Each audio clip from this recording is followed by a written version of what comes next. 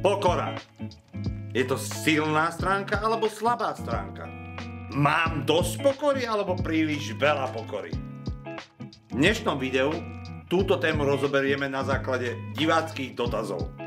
Vítajte, volám sa Igor a už 20 rokov sa venujem osobnému rozvoju a na tomto kanáli vám pomáhame jedno video po druhom videu zlepšiť deň, týždeň, možno život.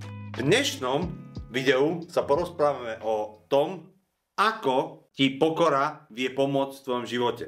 Pokora sa pýtaš? Však to sú takí tí Dyllinovia, čo akože chodia, akože no, som pokorný. Pokora.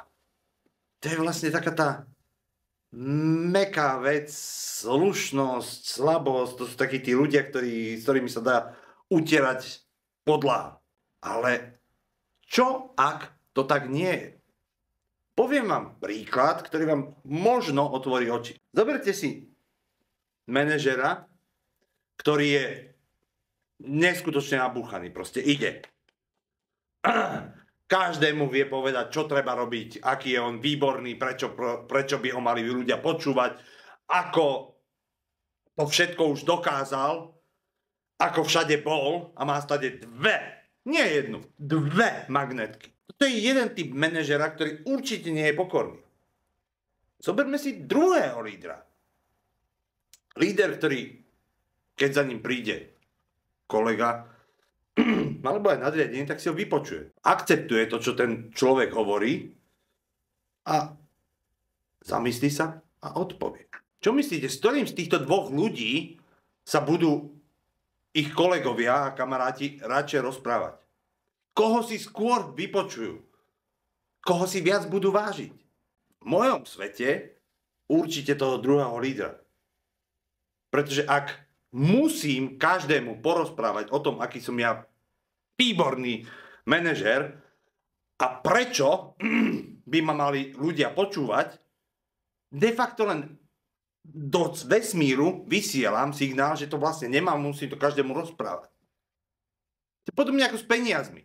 Ľudia, ktorí ich nemajú, tak o tom stále rozprávajú. Ľudia, ktorí ich majú, tak sú si toho vedomí a akceptujú to. Takže pokora nie je slabosť.